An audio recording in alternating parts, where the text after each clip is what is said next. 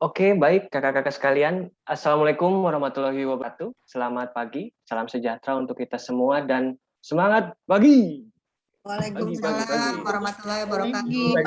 Pagi. Ya, seperti biasa, terima kasih telah hadir kepada kakak-kakak sekalian ke acara rutin kita di Friday Talks PCM. Seperti biasa juga, kita memulai acara rutin kita ini tanpa adanya sebuah pantun yang baru saya siapkan tadi. Petir bukan sembarang petir, petir menyambar rumah Bang Rama. Terima kasih yang sudah hadir, yang belum hadir, dandannya jangan lama-lama. Gitu kakak-kakak sekalian. Luar biasa. Ya, mungkin langsung saja kita mulai acara rutin kita kali ini karena sudah cukup banyak rekan-rekan yang sudah join juga.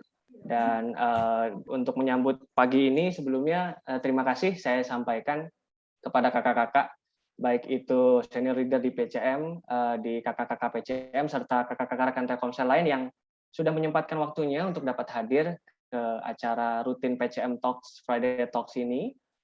Izinkan saya Novan Yuda Entiadi sebagai moderator pada pagi kali ini untuk dapat memandu acara kali ini.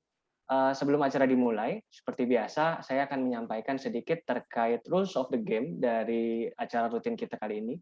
Yang pertama, seperti biasa, saya harap kakak-kakak sekalian nantinya minta tolong untuk dimatikan atau di-mute mikrofonnya agar tidak mengganggu jalannya acara ke depan. Setelah itu juga kami harap kakak-kakak bisa menyalakan kameranya supaya hasil dandan tadi pagi tidak sia-sia. Juga kita bisa melihat senyum sehat dan bahagia kakak-kakak di pagi hari ini. Serta yang terakhir, seperti biasa, jika ada pertanyaan terkait hal-hal yang dibahas nantinya, bisa disampaikan dan disubmit di kolom chat agar nanti saat sesi tanya jawab sudah masuk, saya bisa membacakan pertanyaan-pertanyaan kakak yang sudah disubmit. Oke, tanpa berlama-lama, saya akan sedikit mengenalkan terkait narasumber kita pada pagi hari ini. Give applause to kakak Linda Bun, kakak-kakak sekalian. Ya. Oke, Mbak Linda. Mbak Linda. Kita kan jam 9.30 ya? Ya. Oke. Iya, soalnya. Ya, oke. Mungkin sedikit terkait kakak Linda ini, beliau kalau di Telkomsel itu ngurus postpaid ya, kalau bisa dibilang manajer postpaid sales partnership. Tetapi selain itu beliau juga dikenal sebagai qualified financial educator, di mana ada beberapa sertifikasi yang telah beliau ambil untuk menunjang standard of excellence-nya.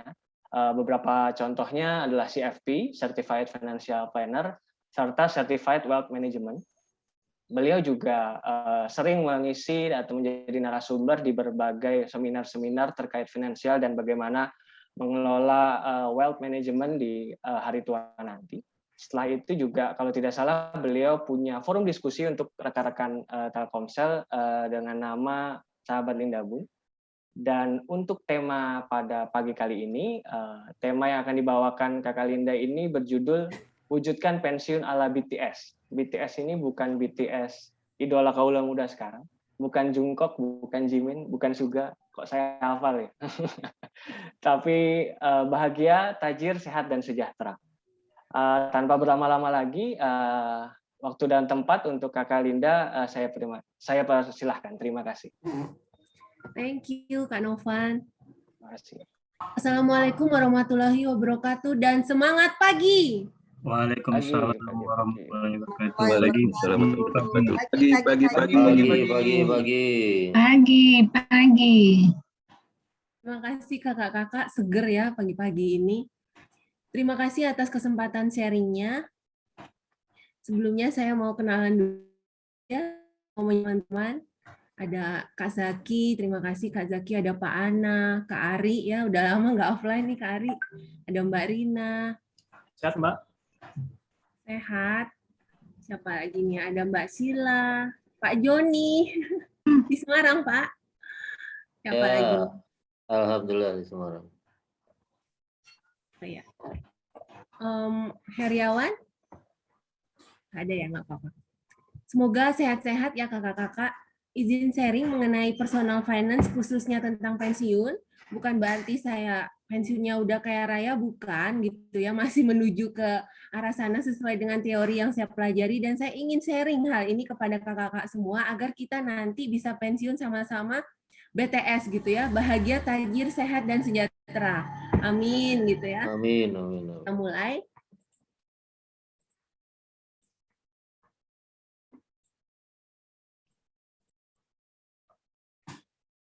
Diawali oleh suatu quote ya, kita mungkin belum menyadari bahwa kita harus berinvestasi untuk dana hari tua kita. Kecuali kalau kita sudah memiliki rekening SIP. SIP itu adalah saving, investment, dan protection sampai 7 turunan, seperti gambar ini ya. 7 kelokan, 7 tanjakan, dan 7 tikungan. Kita harus berinvestasi buat dana hari tua, kenapa? Kakak-kakak aja ya panggilnya ya. Setelah kita pensiun dari usia 56 gitu ya, sampai kita tutup usia nanti. Untuk usia, kalau pria rata-ratanya usia 70 kalau menurut data BPS, dan wanita adalah 75 rata-ratanya. Nah, dari usia 56 sampai usia tersebut, siapa yang akan membiayai dana hari tua kita? Tentunya kita membiayai dana hari tua itu dari income kita sekarang. Income kita investasikan, kita hitung berapa perlunya gitu ya untuk kebutuhan dana hari tua kita nanti, agar kita tidak meminta gitu ya kepada generasi ahli waris kita, kepada anak-anak kita untuk biaya hidup kita nanti. Konsepnya seperti itu, kakak-kakak. Ini ada 3 orang bapak-bapak yang kita kenal gitu ya. Pakaiannya sederhana, tapi tujuannya adalah to be rich, bukan terlihat kaya ya, not to look rich. Setuju nggak kakak-kakak?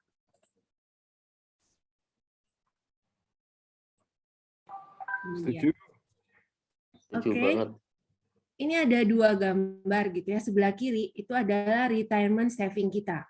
Kemudian yang sebelah kanan adalah retirement plan kita yang eksponensial. Harapannya tentunya kakak-kakak akan memilih gambar yang sebelah kanan, benar nggak?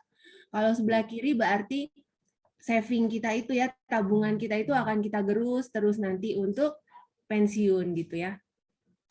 Syukur-syukur ada tabungannya gitu ya kakak-kakak ya. Banyak sekali info yang saya terima, banyak pensiunan kita gitu ya untuk bayar kartu halo, untuk biaya hidup gitu ya, itu mengharap jiwasraya kita. Padahal kakak-kakak tahu ya dulu sempat tuh ada masalah dengan jiwasraya. Dan uang pensiun kita itu ditaruhnya di jiwasraya. Kalau sekarang mungkin sudah lancar ya. Kalau berapa tahun lalu ya itu sempat tersendat tuh pembayaran uang pensiunnya. Sedangkan para pensiunan yang tidak mempersiapkan dana hari tuanya itu sangat tergantung sekali karena gaji dari Telkomsel kan sudah terhenti gitu ya. Nah, mengharapkan sekali itu dana jiwasrayanya, dan yang sampai nangis-nangis gitu ya. Jangan sampai kita seperti itu intinya. Sejahtera itu sama nggak dengan kaya? Kalau menurut Kamus Bahasa Indonesia, sejahtera itu adalah memastikan kekayaan kita itu tetap ada saat ini dan nanti bahkan ketika sudah ada. Kita boleh ketik di chat ya kakak-kakak, menurut kakak-kakak nih, mana yang lebih makmur, keluarga A atau keluarga B nih? Keluarga A dengan 3 anak, income-nya 30 juta per bulan. Keluarga B dengan 2 anak dan income per bulannya 50 juta. Mana yang lebih makmur kakak-kakak? B. Keluarga B, keluarga A? B. Jadi jawabannya itu tidak ada yang benar. Kenapa? Kurang satu variabel, yaitu gaya hidupnya atau pengeluaran dari keluarga ini belum terlihat gitu, belum ada datanya. Jadi kita terlihat lebih makmur atau enggak itu tergantung dari pengeluaran kita, spending habit kita. Seseorang dengan gaji yang lebih tinggi, misalnya ada seseorang dengan gaji 70 juta per bulan, belum tentu lebih kaya dibandingkan kita, misalnya gajinya 10 juta per bulan. Tergantung spending habit-nya. Yang dengan gaji 70 juta, misalnya hobinya renovasi rumah, beli barang-barang branded gitu ya. Sedangkan yang gajinya 10 juta hobinya investasi, beli saham blue chip, beli emas gitu ya. Tidak pernah berhutang. Nah, itu kalau diakumulasikan total kekayaannya bisa jadi yang 10 juta gajinya lebih kaya dibandingkan dengan yang gaji 70 juta. Oh ya, kemarin itu kan di email juga sudah dikirimkan Excel ya. Itu adalah form untuk financial check up kakak-kakak. Itu bisa kakak isi ya. Total kekayaan kakak sekarang, kemudian tahun depan atau 6 bulan lagi juga bisa direview. Nah, di sheet terakhir itu adalah rasio. Ada 7 rasio, apakah keuangan kita itu sehat atau enggak. Nah, kalau merah berarti rasionya kurang sehat dan bisa kita perbaiki gitu ya, bisa kita cicil seperti itu. Atau mau japri nanti untuk konsultasi, untuk tanya-tanya boleh juga. Nah, tujuan keuangan kita apa nih kakak-kakak? Boleh ketik di chat, tujuan keuangannya Kak Rina apa Kak? Yang muncul di layar Kak Rina. Apa ya? Banyak, Melinda. Banyak ya. Oh ya, tujuan keuangan kita itu, ini contohnya. Seperti hari ini ya yang ada di banner. Pensiun BTS, itu adalah tujuan keuangan. Kemudian agar dana pendidikan anak-anak kita kuliahnya lancar semua ya sampai lulus. Kemudian untuk mencapai dana ibadah, membeli rumah pertama, misalnya berlibur, membeli mobil, wakaf, bayar zakat, kemudian berapa butuhnya, rupiahnya berapa, itu adalah contoh tujuan keuangan. Ibaratnya kalau GPS gitu ya, kita tuh mau kemana, sama dengan keuangan kita juga. Kita berinvestasi, misalnya beli emas, punya saham, reksadana, itu tujuannya buat apa? Jangan asal beli gitu ya. Harus ada tujuannya dulu. Kita naik Gojek pun ditanyakan sama abangnya, mau kemana Neng tujuannya gitu ya. Nah, ini, kita boleh nggak sih beli barang-barang ini? Boleh kalau ada budgetnya. Ini kebutuhan apa keinginan? Itu boleh ditanya juga dalam diri kita. Ini masuk list prioritas kita nggak gitu ya?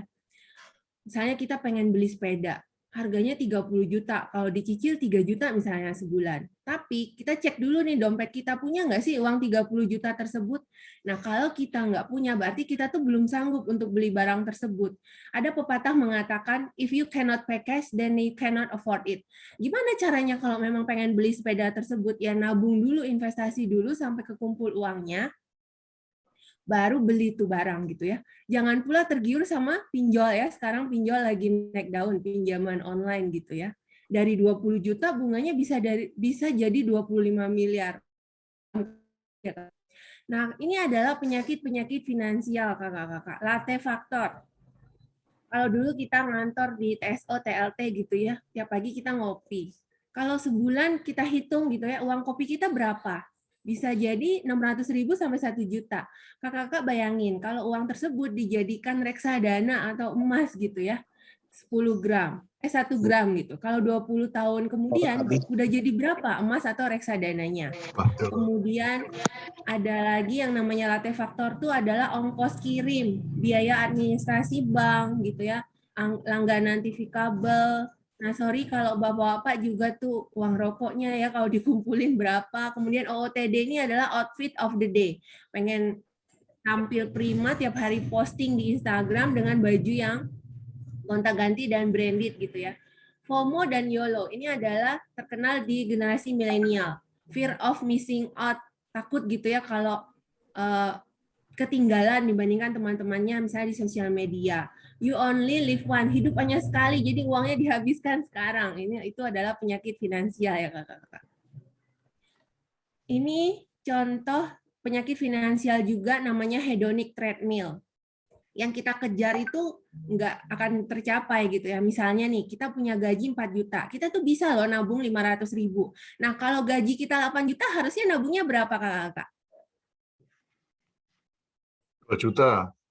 1 juta. Oh ya, harusnya nabungnya 4,5 loh kakak-kakak. Kayak gini ya, misalnya ntar kalau naik gaji saya baru nabung deh gitu ya. Padahal udah naik gaji juga nggak nabung. Kenapa? Karena gaya hidupnya atau barang-barang yang dibutuhkan, yang dibeli gitu ya, juga apa tuh namanya, kenaikannya ini ya, sejajar gitu ya, dengan kenaikan gajinya gitu. Sering nggak sih kita mengalami seperti ini? Sering ya.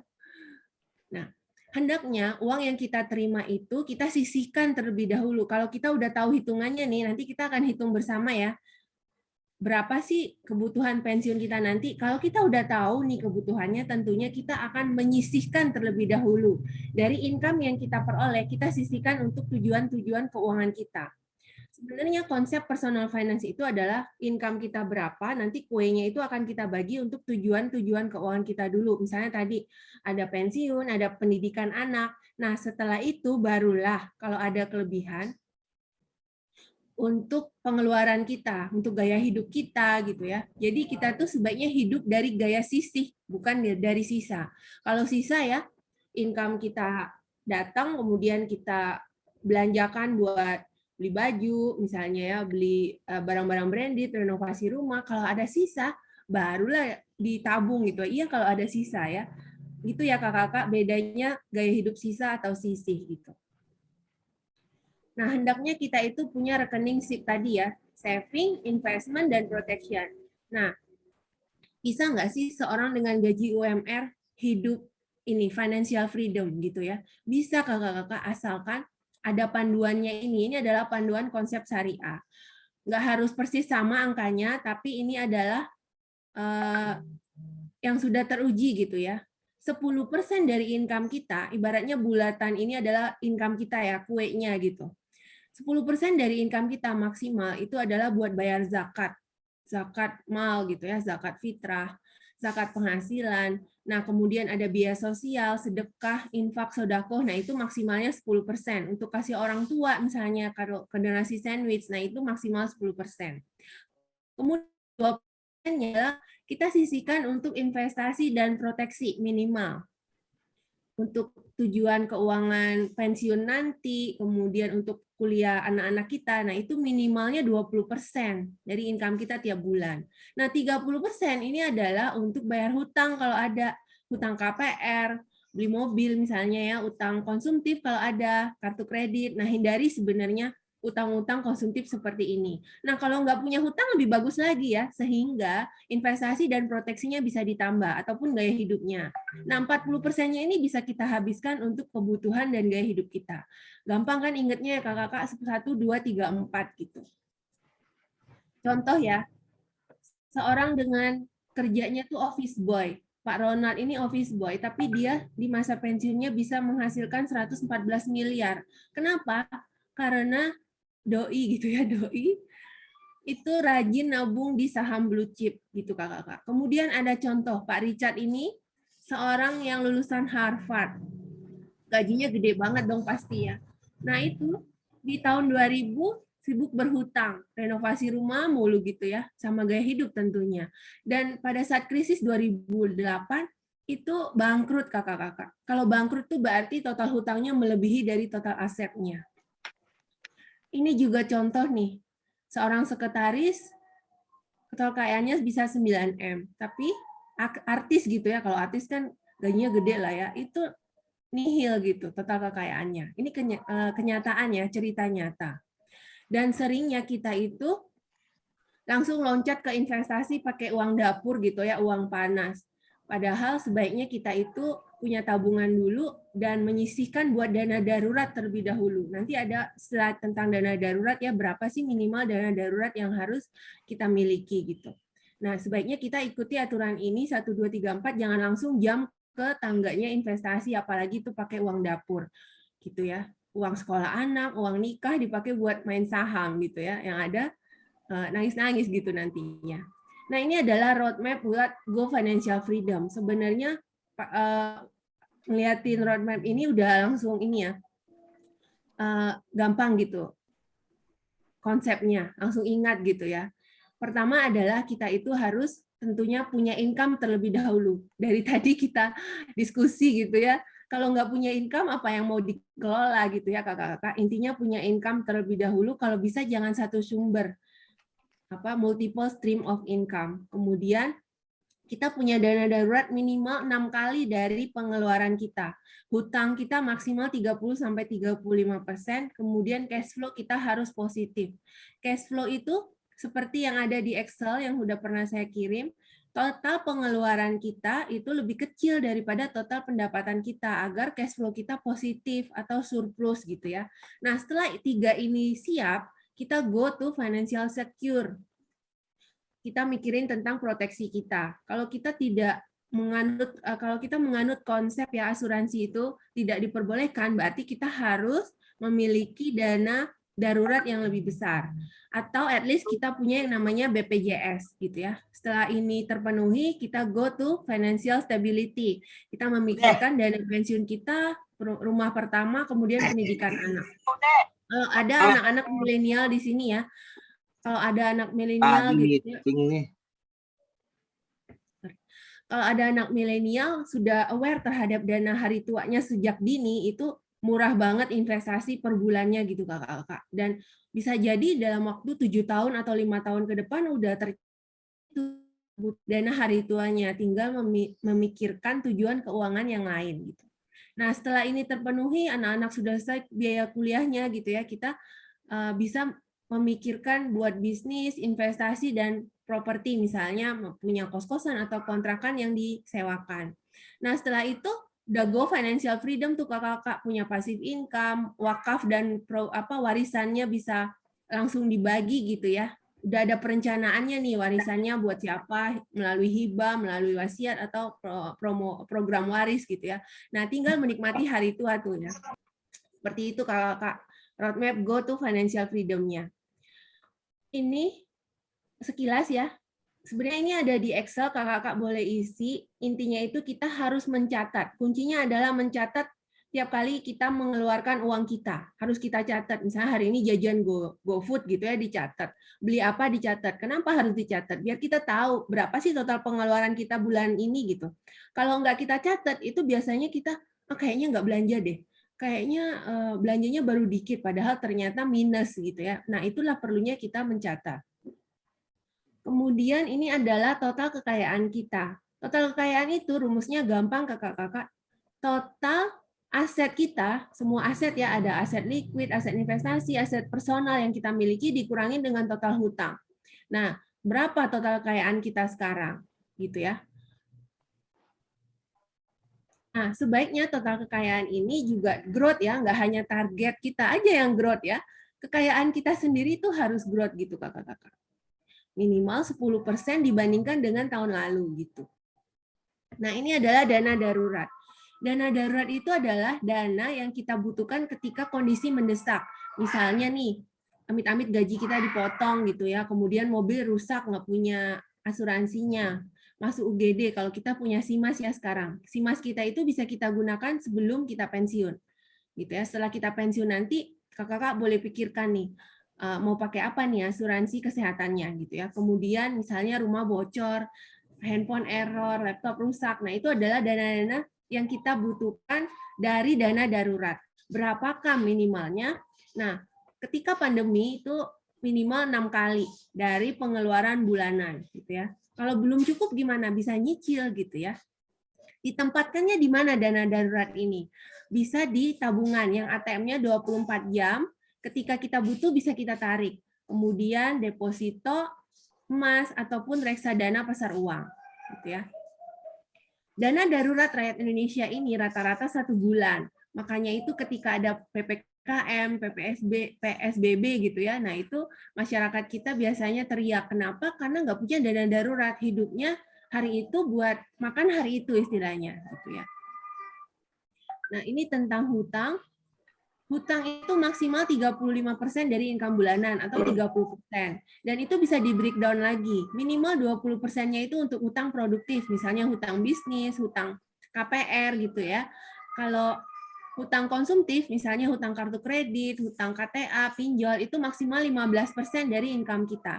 Dan sebaiknya kakak dihindari hutang konsumtif seperti ini karena bunganya tinggi sekali. Gitu ya. Nah, untuk financial check up, yang tadi saya cerita ada di sheet terakhir di Excel gitu ya. Apa sih step-stepnya financial check up itu? Pertama adalah dana darurat minimal 6 kali tadi, kemudian hutang maksimal 30-35%, cash flow kita harus positif. Cash flow itu adalah total pendapatan dikurangi dengan total pengeluaran kita. Harus kalau negatif nanti nutup nutupnya dari hutang juga gitu ya. Kemudian yang keempat adalah net worth. Net worth itu total kekayaan kita harus positif juga dan kita memiliki proteksi yang ideal. Tubuh kita aja butuh yang namanya medical check up rutin. Sama sebenarnya dengan dompet kita juga butuh yang namanya financial health check up. Ini di awal pandemi sempat viral ya kakak-kakak. Yang sebelah kiri ini adalah seorang dengan gaji 80 juta per bulan. Wow, gajinya tinggi sekali gitu ya. Tapi baru 2 bulan dirumahkan, yang bersangkutan ini langsung bingung. Kenapa? Karena memiliki hutang banyak sekali. Ada mobil mewah, kemudian KPR-nya, tabungannya menipis. Kenapa? Karena tidak memiliki dana darurat.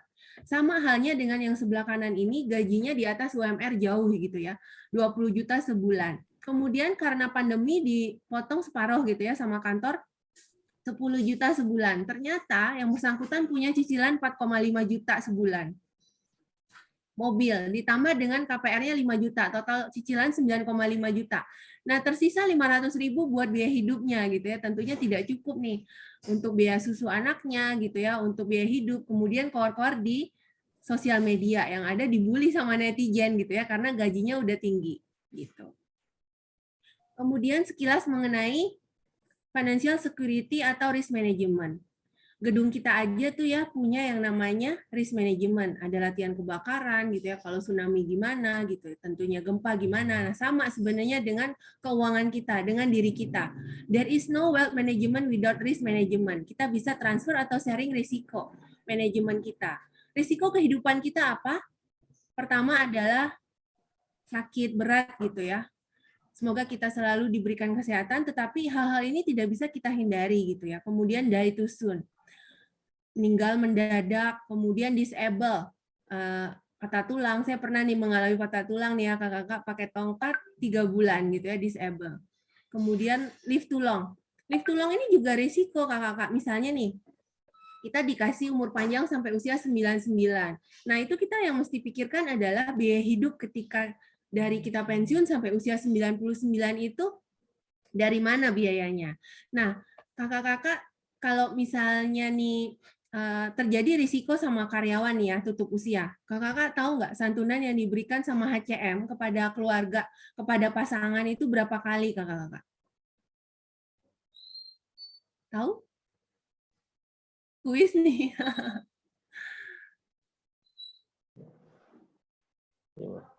Apa pertanyaan Bu Linda? Pertanyaannya adalah kalau misalnya terjadi kepastian hidup atau karyawan tutup usia gitu ya. Ya. Berapa kali gaji yang diberikan sama HCM kepada karyawan kita? Kepada pasangan kita, Pak? 32 kali misalnya. 32 kali. Nah, ini Pak Rifai jawab nih ya, 25 kali yang benar. 25 kali THP, Pak, kalau gaji yang baru. Jadi misalnya karyawan meninggal gitu ya, tutup usia. Nah, itu istri atau keluarga akan mendapatkan 25 kali THP gitu. Santunan kematian bagi karyawan. Itu sekilas info ya, Kakak. Artinya cuma 2 tahun ya. Iya, benar Pak, cuma 2 tahun. Nah, di awal pandemi itu banyak sekali kan beberapa manajer lah ya, bukan banyak. Beberapa manajer tuh yang meninggal COVID, kemudian anaknya masih kecil, Pak, masih bayi, istrinya nggak kerja. Nah, santunannya 2 tahun. Berarti istrinya harus pintar tuh mengolah dana tersebut atau kerja lagi, atau mungkin yang saya tabung ya itu yang dikelola sampai anaknya lulus kuliah gitu ya, mandiri dan pensiun sang istri aman gitu kan. Ini sekilas mengenai asuransi. Asuransi itu ada 3 intinya ya. Asuransi kesehatan itu wajib kita miliki, at least kita punya yang namanya BPJS. Kemudian benefit kondisi kritis dan asuransi jiwa. Asuransi jiwa ini banyak fungsinya sebenarnya. Buat melindungi penghasilan kita, buat cover loan cover gitu ya. Kalau kita punya KPR biasanya juga udah dibundling sama asuransi jiwa. Kemudian jaminan dana pendidikan, jaminan hari tua untuk biaya turun waris, dan banyak sekali fungsinya sebenarnya. Ini contoh bule gitu ya. Dulu punya rumah di Pondok Indah, tidak punya asuransi kesehatan, istrinya kena kanker stadium 4. Kemudian ditemukan nih sama PNS petugas gitu ya, tidur di masjid kakak-kakak. karena rumahnya udah dijual untuk membiayai kesehatan sang istri. Obama juga mengatakan ya 62% kebangkrutan rakyat Amerika itu disebabkan karena tagihan medis yang tidak bisa dibayar. Nah, ini adalah kalau misalnya terjadi kepastian sama kita, itu ada dua risiko yang dihadapi sama ahli waris atau pasangan kita, adalah risiko emosional karena nggak tergantikan gitu ya. Dan yang kedua tentunya adalah risiko finansial. Itu tentang asuransi gitu ya. Asuransi itu bagian dari financial planner, personal finance. Kalau kita analogikan, seorang yang tidak punya asuransi nih, naik tangga, ketika di lantai 5 gitu ya, ketika di lantai 5 ada sakit gitu atau pingsan nih, sang anak tidak bisa membawa sang bapak ke lantai 22. Kalau naik lift, ini analoginya kalau punya asuransi, tinggal pencet, terus nyampe bareng-bareng walaupun bapaknya dalam keadaan sakit atau pingsan gitu ya di lift. Analoginya seperti itu, kakak. Nah, kita lanjut ke financial stability, khususnya pensiun. Nah, kakak-kakak bisa nih bertanya dalam diri gitu ya, atau nanti sebelum tidur merenung gitu ya. Nanti pensiun itu mau seperti apa? Jadi kita menarik horizon waktu future time ke present time gitu. Kapan mau pensiunnya? Kemudian setelah pensiun itu mau kerja lagi atau menikmati hidup? Mau second job atau stop working gitu ya. Kemudian berapa lama life expectancy-nya? Yang seperti tadi saya bilang 70 misalnya rata-rata untuk pria, tetapi balik lagi ke histori keluarga pada berumur panjang atau tidak. Kemudian berapa uang yang kita butuhkan untuk mensupport biaya hidup kita nanti. Kita mau gaya hidupnya seperti apa, lifestyle-nya mau seperti apa, apakah tetap mau main golf gitu ya, terus biayanya dari mana. Kemudian apakah tetap mau jalan-jalan nengokin cucu, atau mau keliling ke luar negeri gitu ya, nah itu biayanya dari mana gitu ya.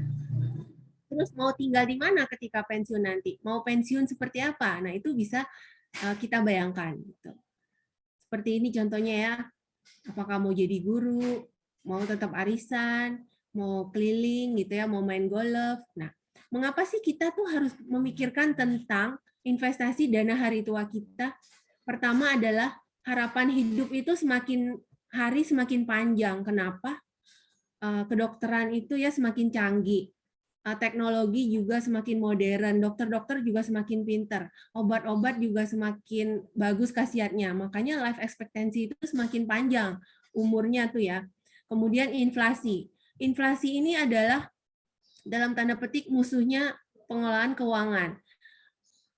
Inflasi itu kan adalah kenaikan harga barang secara serentak terus-menerus. Semua barang, nggak hanya satu barang gitu ya. Kalau kita punya uang 100.000 10 tahun lalu, ketika kita ke minimarket, tentunya banyak barang yang kita bisa bawa pulang gitu ya. Kalau sekarang 100.000, mungkin cuma 2-3 barang yang kita beli tergantung ya gitu. Itu bedanya. Contoh lain tentang inflasi. Kalau sekarang kita beli mie ayam 15.000 tuh dapat gitu ya. Ketika kita pensiun nanti, mie ayam itu mungkin akan menjadi 100.000 gitu. Kalau kita tidak berinvestasi, cuma taruh di tabungan doang, uang kita akan susut dan tidak bisa untuk membeli mie ayam tersebut gitu. Kemudian tentunya kita berharap kita bisa mandiri, tidak menyusahkan anak-anak kita ketika kita pensiun nanti. Nah, ketika kita pensiun, tubuh kita juga semakin rentan sakit gitu ya. Dan waktu ini maksudnya seperti ini. Kalau kita menunda untuk berinvestasi, itu kita udah nggak ngejar tuh nilai investasinya karena waktunya semakin pendek gitu. Jadi kita butuh investasi yang besar. Sedangkan gaji kita misalnya X rupiah gitu, investasinya X bagi 2 gitu ya. Dan di samping itu kita punya kebutuhan yang lain. Jadi kita udah kejar-kejaran tuh. Nah, makanya kalau anak milenial, first jobber gitu ya, udah tahu ilmu ini ya, belajarlah berinvestasi dan menghitung gitu ya untuk dana hari tuanya tidak konsumtif, agar apa? Agar udah aman dulu nih dana hari tuanya. Enggak kayak saya gitu ya, udah telat taunya gitu. Taunya udah telat, kemudian untuk mengejar ke arah sana tuh udah ngos-ngosan istilahnya gitu. Kalau ibarat kita naik sepeda tuh udah nanjak terus nih jalannya gitu. Kalau masih muda tuh ya jalannya landai gitu, enak ngayunya. Seperti itu kakak-kakak. Mengapa orang-orang tuh tidak berinvestasi untuk dana hari tua? Pertama ya, karena mikirnya masih terlalu muda. Contoh dulu saya waktu pertama kali kerja ya, ibu saya bilang, beli emas nak uangnya gitu. Nanti dulu deh mah masih muda, saya mau jalan-jalan dulu menikmati hidup gitu ya. Kemudian yang kedua, tight budget. Budgetnya itu mepet, nggak punya budget. Tadi ya hidupnya dari sisa, bukan dari sisih gitu ya. Kemudian impulsive spending. Ini tergiur dengan marketingnya online shop gitu ya. Hari ini diskon lipstick misalnya 80%, beli gitu. Padahal nggak ada di list kebutuhannya, nggak ada di list prioritasnya. Nah, kalau kita tergiur dengan diskonnya tersebut, uang kita akan keluar gitu ya. Nah, kalau kita nggak tergiur dengan diskon tersebut, dengan bahasa marketing tersebut, kita diskonnya jadi berapa kakak-kakak? Diskonnya jadi 100% gitu ya, karena kita nggak mengeluarkan uang kita untuk membeli barang tersebut. Mendingan uangnya buat investasi untuk tujuan keuangan kita ya. Beli emas, misalnya reksadana, saham, properti gitu ya. Agar tujuan keuangan kita, contohnya pensiun, bisa aman gitu ya. Kemudian yang terakhir ini mengerikan angkanya katanya. Daripada dihitung mengerikan, ya udah lebih baik nggak usah berinvestasi. Itu adalah penyakit-penyakit orang-orang yang tidak berinvestasi untuk dana hari tuanya. Ini survei kalau cari di Google gitu ya. 9 dari 10 orang Indonesia itu belum siap jadi crazy rich retire. Ini cerita nyata gitu ya. Hanya 10% yang pensiunnya itu kaya raya. Nah, kita mau jadi bagian yang mana? Tentunya bagian yang 10%-nya ya kakak-kakak. Ini life expectancy yang saya sebut tadi ya. Pria itu rata-rata 70 dan wanita itu 75 kalau di tahun yang sekarang. Ini ibarat naik sepeda tadi. Kalau kita masih muda gitu ya, naik sepedanya itu landai karena kecil investasi per bulannya. Kalau kita udah semakin tua gitu ya, udah nanjak kalau dianalogikan dengan sepeda. Ini life cycle. Nah, kakak-kakak bisa hitung nih dari umur yang sekarang sampai pensiun nanti tersisa berapa hari gitu. Punya income produktif untuk mencapai tujuan keuangan pensiunnya. Contoh saya nih, sampai pensiun normal gitu ya, itu tersisa 6.000 hari kakak-kakak. Sekitar 6.000 hari, di sana saya harus menyisihkan income saya untuk anak saya kuliah, untuk pensiun saya, dan untuk tujuan keuangan yang lain. Gitu. Tujuan pensiun kita, ini tadi ya, BTS, bahagia, tajir, sehat, dan sejahtera. Nah,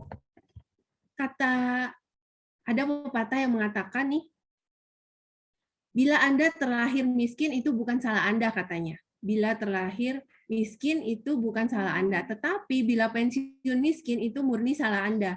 Kenapa? Karena udah dikasih pendidikan sama orang tua, udah dikasih income yang bagus, gitu ya. Gimana cara kita mengolah agar kita pensiunnya kaya raya, gitu ya. Ini cerita nyata ya, the facts of retirement. Hanya 10% yang kaya, nyaman, dan mandiri. Bahkan 1% yang eksponensial. Income-nya tuh eksponensial kenaikannya gitu ya. Dan 12% itu tambah miskin, ada juga yang langsung meninggal karena ini ya kaget tidak punya income, kemudian budaya ketika setelah pensiun itu kan yang selama ini sibuk, kemudian jadi diam misalnya itu kaget, kemudian sakit gitu ya. Kemudian 49% itu tergantung sama orang lain, tergantung sama ponakannya, sama anak-anaknya untuk menghidupi biaya hidupnya ketika pensiun nanti. Ini ada surveinya, Kakak. Ketika kita pensiun, penghasilan kita berkurang sampai 50-70%, bahkan 100%. Dan kebutuhan kesehatan kita meningkat. Itu adalah fakta tentang retirement ya. Nah, ini sumber dana hari tua. Kakak tahu nggak? Kalau kita pensiun, kita tuh dapat berapa kali dari Telkomsel? Boleh dong ketik di chat. Nah, poin-poinnya itu ketika kita pensiun adalah, pertama kita mendapatkan BPJS JHT dan BPJS JP. Kalau kakak-kakak cek di slip gaji, itu ada 2 poin ini yang dipotong sama HRD. Gitu ya. Yang kedua, ada DPLK. Kakak-kakak masih punya buku Simponi nggak? Atau Bank Muamalat kalau syariah? Kan dibagikan tuh sama HCM. Atau kalau cek di Moana itu adalah BTKMP. Nah, itu bisa kita top up sendiri tuh Simponinya gitu ya. Itu juga sumber dana pensiun kita. Kemudian kalau kita anggota Kisel, kita punya simpanan, itu juga cair ketika pensiun nanti. Dan yang nggak kalah penting adalah investasi mandiri kita. Paper aset kita ya, saham, deposito, kemudian properti yang disewakan, dan bisnis. Gitu. Nah, berapa kali nih kalau kita pensiun dari Telkomsel? Ada yang tahu? Halo?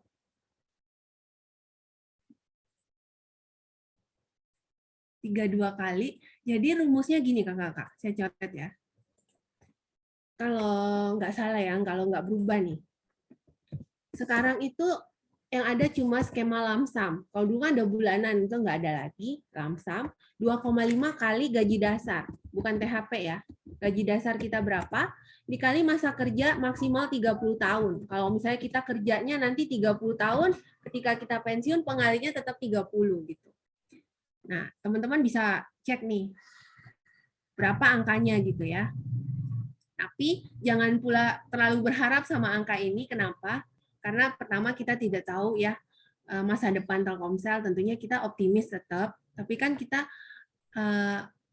itu adalah hal yang nggak pasti ya. Angka ini tuh masih nggak pasti. Jadi yang diharapkan tetap dari investasi mandiri kita. Karena kita sudah dibekali sama gaji yang lumayan dari Telkomsel gitu.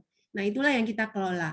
Kalau ini dapat dari Telkomsel nanti ketika kita angkanya, kalau sekarang hitungannya seperti ini gitu kakak-kakak.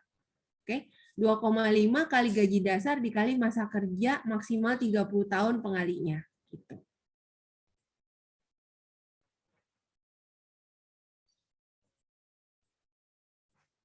Lanjut ya. Nah, apa yang harus kita siapkan? Pertama adalah investasi. Kemudian kita plan kan, punya dana darurat, komunikasikan sama pasangan, sama keluarga ya, kita mau gaya hidupnya seperti apa, tinggal di mana, mau menikmati hidup atau second career gitu ya. Kemudian tentunya wajib lunasi hutang-hutang kita. Kemudian yang terakhir punya manajemen risiko. At least kita punya asuransi kesehatan BPJS. Nah, konsepnya retirement planning itu sebenarnya memindahkan basket-basket ini ke kakak-kakak. Ketika sekarang kita masih produktif, kita punya yang namanya growth basket. Kita punya saham, punya bisnis gitu ya. Kemudian setelah itu kita setelah pensiun pindahin nih ke fixed income. Misalnya nih dari saham kita pindahkan ke obligasi atau reksadana pendapatan tetap. Kemudian punya sewa properti gitu ya. Nah, pindahkan lagi ke safe basket. Nah, inilah yang menggaji kita ya, yang membiayai biaya hidup kita ketika kita sudah nggak bekerja lagi. Gitu. Dari deposito syariah, LM-nya kita jual buat biaya hidup, atau dari RDPU ya, reksadana pasar uang. Ini gambaran aja sih kalau seorang itu konsisten. Kuncinya kan disiplin ya kakak-kakak ya, untuk investasi dana hari tua. Gitu. Kalau dari usia 35 dengan penghasilan 200 juta per tahun aja, kalau dia konsisten 10% menyisihkan buat dana hari tua dengan return 10%, nah setelah usia 55 nanti akan mendapatkan 2,2 M gitu. Nanti akan kita pelajari juga 10% ini investasi di mana saja gitu ya. Ini contoh efek waktu tadi ya. Kalau kita menunda, yang sebelah kiri adalah mulai dari usia 35. Dapat nih 2,2 M. Kalau usianya mulai 38, beda 3 tahun aja udah bedanya 700 juta. Kalau mulainya dari usia 51, itu dapatnya cuma 142 juta gitu kakak-kakak. Nah ini wajib kita tracking gitu ya tiap tahun, apakah udah sesuai dengan target kita investasi return-nya.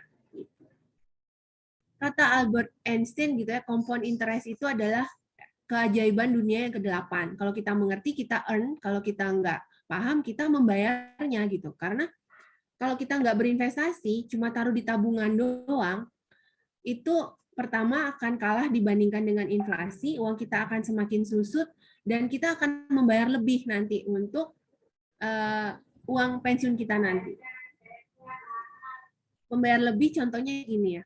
Misalnya kalau hitungannya 3 juta nih kalau kita berinvestasi per bulan untuk dana hari tua kita. Kalau kita cuma taruh di tabungan doang, itu angkanya bisa 6 juta sebulan. Jadi sayang kan uangnya double gitu loh, yang harus kita tabung untuk mencapai dana hari tua kita nanti. Ini adalah efek penundaan. Intinya tuh penyesalan gitu ya kalau kita nggak mulai dari sekarang.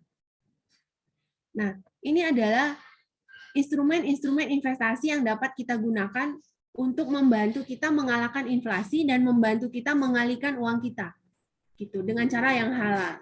Semakin ke atas ini semakin high risk, high return. gitu ya. Tetapi sebelum kita berinvestasi ada 3 hal ini yang wajib kita perhatikan.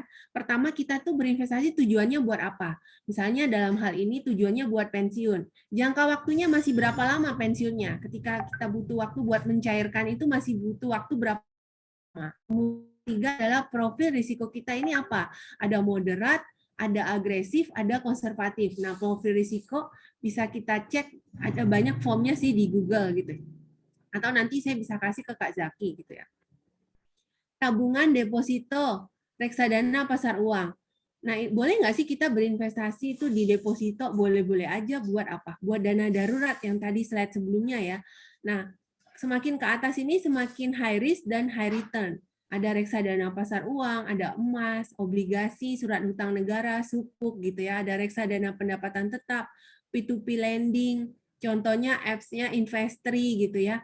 Ada reksadana campuran, properti, reksadana saham, saham itu sendiri, kemudian di atas nih ada forex, ada derivatif, ada kripto gitu ya. Ini semakin ke kanan semakin high risk gitu.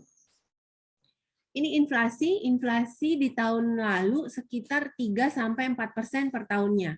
Nah, kakak-kakak bisa bayangin kalau taruh di tabungan doang, itu di tabungan return-nya 0, gitu kakak-kakak. Jadi kalau kita menggemukkan uang kita cuma di tabungan doang, nggak diapa-apain, itu kalah dibandingkan inflasi. Uang kita susut gitu ya. Ini profil risiko kuesionernya ya, gampang tinggal isi gitu. Nah, ini yang tadi saya bilang.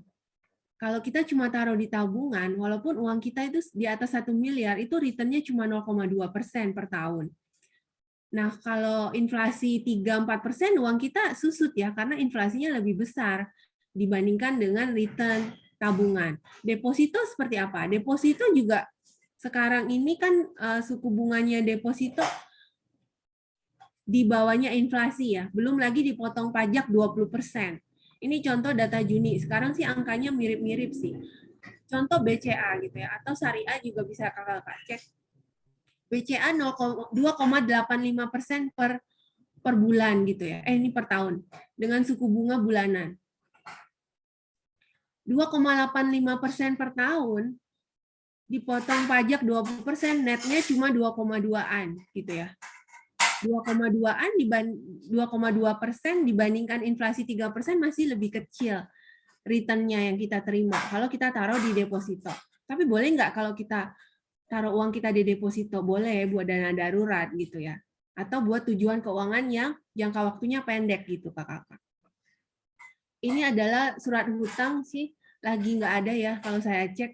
ORI, surat hutang swasta atau surat hutang negara, sukuk, itu juga bisa sebagai instrumen keuangan kita. Emas ini sangat berkilau ya, saving heaven. Nabi aja dulu investasinya di emas. Kalau kita bandingkan 5 tahun belakangan, itu return per tahunnya 11,05%. Kalau sekarang harga emas cenderung stabil ya, per gramnya itu sekitar 870.000 gitu kakak-kakak. Kalau mau beli emas, monggo ya. Emas itu sekarang ada emas fisik, ada emas digital juga. Kalau emas digital bisa belinya di apps seperti Tokopedia, kemudian di Tamasya ya, apps-nya Antam gitu. Di Pegadaian juga bisa nabung emas kakak-kakak. Kemudian reksadana. Reksadana ini adalah cocok sebenarnya bagi kita yang karyawan yang nggak punya waktu buat investasi saham. Reksadana ini konsepnya seperti arisan. Jadi adalah wadah untuk menghimpun dana masyarakat, kemudian dananya itu diinvestasikan, dikelola oleh manajer investasi. Gitu. Ada 4 reksadana, ada reksadana adalah money market atau deposito. Kemudian ada reksadana pendapatan tetap, itu base-nya adalah obligasi atau surat hutang. Reksadana campuran ini mix ya, maksimal 79% di saham, obligasi, dan pasar uang. Kemudian yang terakhir adalah reksadana saham, minimal 80% itu di saham. Kalau ingin tahu lebih lanjut tentang reksadana, boleh nanti ya. Nah, ini kalau cek di bareksa.com, pilihnya reksadana, kalau kita mau bandingkan gitu ya, emiten-emitennya itu bisa. Nanti keluar grafiknya, mana sih yang lebih potensial return-nya. Gitu kakak-kakak. Nah, ini kalau kita mau punya reksadana, banyak sekali apps-nya. Ada apps tanam duit gitu ya, ada Bareksa, ada apps-nya Halovina, ada apps Bibit, preferensi syariah juga, ada Finansialku, ada Moduit gitu ya. Itu buat apps-nya reksadana. Kalau ditanam duit ini bisa juga buat beli emas digital, Kakak-kakak. Bisa beli sukuk, ori juga bisa.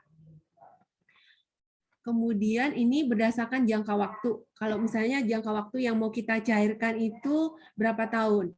Kalau kurang dari 1 tahun dengan return ini ya, kalau dalam kondisi normal, contoh produknya yang kita pilih itu adalah tabungan dan deposito. Kemudian untuk jangka waktu 1-5 tahun, misalnya buat anak sekolah, untuk uang pangkal gitu ya, untuk buat dana parkir kita, parkir dalam hal gini ya, parkir daripada uangnya ditaruh di tabungan, lagi nunggu saham yang bagus gitu ya, ketika nanti harga sahamnya bagus, diparkir, direlokasi dari reksadana pasar uang ini ke saham gitu ya. Jadi reksadana pasar uang ini sering dijadikan dana parkiran ya, instrumen parkiran buat investor gitu Kakak. Returnnya bisa 5% per tahun. Jadi lumayan ya dibandingkan deposito yang cuma 2% tadi. Gitu. Kemudian ada reksadana pendapatan tetap dengan jangka waktu 5-10 tahun, 8% returnnya rata-rata. Di atas 10 tahun bisa pakai reksadana campuran, dan di atas 15 tahun bisa pakai reksadana saham. Saham itu apa ya? Saham itu adalah kepemilikan kita terhadap satu perusahaan. Contohnya kita punya saham Telkom. Jadi kita rutin misalnya ya nabung saham Telkom. Nah itu juga kita udah merupakan investor dari saham Telkom gitu ya. Nah, kalau kita mau belajar saham, itu ada sekolah pasar modalnya gratis, Kak. Di sekolahpasarmodal.idx.co.id ini. Ini adalah contoh grafiknya saham Telkom kita gitu ya. Untuk jangka panjang, saham itu merupakan instrumen yang bagus gitu ya. Untuk misalnya pensiun masih 17 tahun lagi. Nah, itu cocok tuh di saham. Kenapa? Karena return-nya yang paling menjanjikan kalau menurut saya ya untuk jangka waktu panjang ya saham gitu. Kalau investor tapi ya bukan trading gitu Kakak. Ada 4 tipe investor saham. Pertama itu adalah cost averaging, rutin tiap bulan atau tiap tahun ya untuk investasi di saham, tidak melihat biayanya harganya berapa gitu. Kemudian ada juga yang berdasarkan market timing. Kalau harga sahamnya lagi turun baru masuk gitu ya. Kemudian ada juga yang berdasarkan lump sum, kalau terima bonus baru beli sahamnya. Atau aset alokasi yang saya bilang tadi, parkir dulu di reksadana pasar uang, nanti harga sahamnya udah oke baru dipindahkan ke saham gitu. Ada juga kripto yang sekarang lagi naik daun juga. Nah, Kakak boleh cek profil risikonya ya.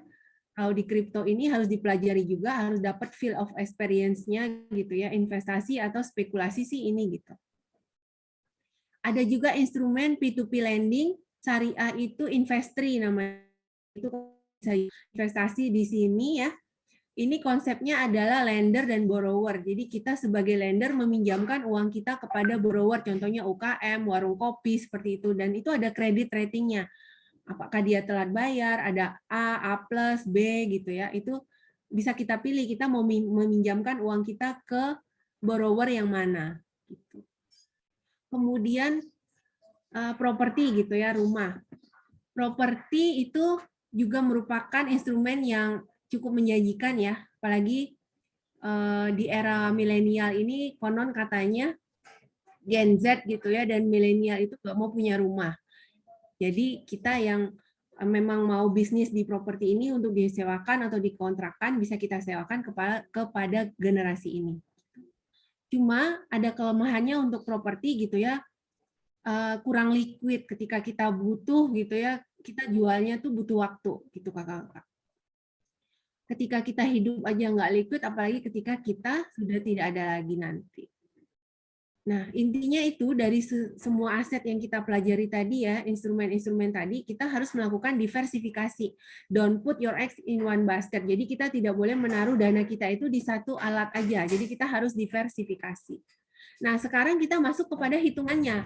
Sebenarnya kita ini butuh dana berapa sih buat pensiun kita nanti? Dengan gaya hidup berapa, kemudian dengan investasi per bulannya berapa, di instrumen apa gitu Kakak-kakak. Udah pada install apps-nya? Nah, di sini siapa yang bisa dijadikan ini, Kak? Udah install ya, Kak? Yuk kita hitung bareng. Siapa yang mau disimulasikan biaya hari tuanya? Kang Zaki sudah install, mungkin berkenan? Sudah, Siapa? tapi saya susah ngisinya semalam dicoba. Kita isi bareng, Kak. Kak Zaki aja. Itu nggak tahu pengeluaran saya dan masukan saya, Kak Linda. Iya, nggak apa-apa. Kita pakai ini aja, roughly gitu, Kak. Angka perkiraan. Usia sekarang, Kak? 38 ya? Ya. Kemudian pensiun usia 56 ya, normal ya? Ya. Rencananya. Harapan hidup 70 cukup? Cukup, itu udah panjang banget. Nggak dinego. Histori ini kayak histori keluarga. 75 lah. Terlalu muda 70 itu. Oh, 70 itu baik sekali saya. 75 Pak Zaki. Gimana? 75 dong. Minimal 75 ya. Minus 5 tahun boleh. Dinego. Biaya hidup sekarang, Kak. Dikurangin cicilan, dikurangin biaya sekolah anak, kira-kira berapa biaya hidupnya sekarang? 10 Di bawah juta 5 cukup juta nggak? kayaknya saya. Berapa? Bawah 5 jutaan kayak sebulan kan ini? Wow, keren banget. Masih sih 5 juta. 5 Simpenannya juta banyak. yakin. Mantap. 100% nih. 5 Yakin, juta. saya nggak Oke. punya hutang. Sederhana banget sih, Kakak. Saya masih kontrak, Keren banget, saya kontraktor. Kak Zaki, 5 juta. Mbak, istri saya itu spesial, Mbak. Maksudnya 20%-nya gitu itu. Kalau Jakarta nggak cukup tuh. Soalnya. Itu 5 sampelnya. juta itu. Penghasilan Telkomsel. Di luar yang lain itu lebih. Sampelnya nggak cuma valid nih kayaknya. 20%-nya Pak Zaki. Aduh, Nah. jadi isi. Kakak-kakak Kalau boleh ini isi ya? Siap. Boleh Langsung isi lulus bareng. ini. Nggak apa-apa, setelah Zaki Pak Eko. Contohnya. Existing. Boleh bareng kalkulatornya, pilihnya retirement planner. Nanti muncul yang perlu diisi fieldnya kayak gitu. Retirement, retirement planner. Kak Zaki, 38. profil risikonya apa? Moderat, agresif, main saham nggak? Saya milihnya mau Moderat. saham baru mulai, saya mainnya reksadana. Kemarin milihnya yang moderat. Oke, moderat berarti sekitar 10 lah ya, 10% gitu, Kak. Nah, ROR after misalnya 8%. Jadi dipindahkan dari saham, dari reksadananya ke emas, misalnya RDPU, RDPT kayak gitu. Cukup ya? Mbak, kalau yang di aplikasi itu expense-nya itu dalam rupiah ya? Bisa kan? Bisa. Oh. Monthly expense kan? Iya. Taruhnya misalnya pakai kalau 5 juta 5.000 saya isi. Oh, 5.000, oke. Inflasi 5%. 10. 8. Udah pada keluar nggak jawabannya? Calculate ya? Iya. Sudah. Ya, keluarnya adalah 18 tahun lagi pensiun, 12 juta. 03, ya. Jadi 5 jutanya tadi akan menjadi 12 juta, Kak. Oke. Sebulan, nanti ketika pensiun. Kemudian butuhnya per tahun 144 juta ketika pensiun nanti. Siap, lebih paham. Terima kasih. Kemudian butuh uangnya 2,15 M. Dari usia 56 sampai usia 75. Nah, kalau misalnya dikasih umur panjang sampai 99, butuh lagi investasinya gitu ya. Nah, investasi per bulannya butuh 3,5 juta per bulan. Di return 10% portfolionya.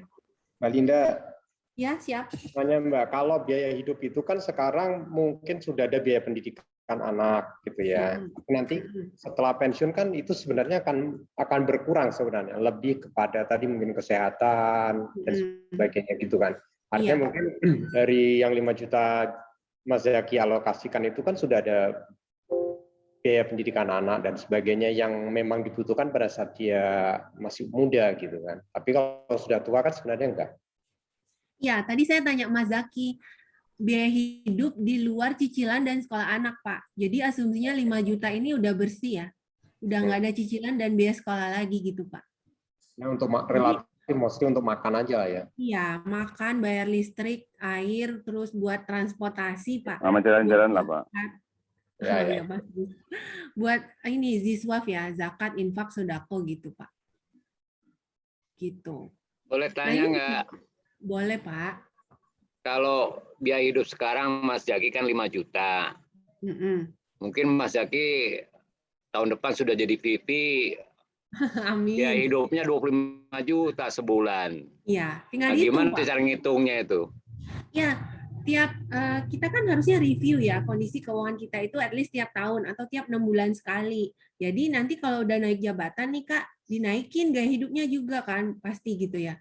Naik gaya hidupnya dari 5 juta maunya jadi berapa kalau VP misalnya 20 juta ya tinggal diganti Pak angka 5 jutanya jadi 20, otomatis hasil yang ada di sebelah kanan ini ketika kita klik calculate akan berubah juga gitu Pak. Enggak, perubahannya kalau perubahannya misalkan 2 tahun 3 tahun sekali nih ya. Biaya hidup ini berubah, biaya hidup ini berubahnya misalkan 3 tahun sekali dari 5 juta jadi 10 juta, 15 juta gitu ya. Itu seperti apa berhitungnya itu? Oh iya.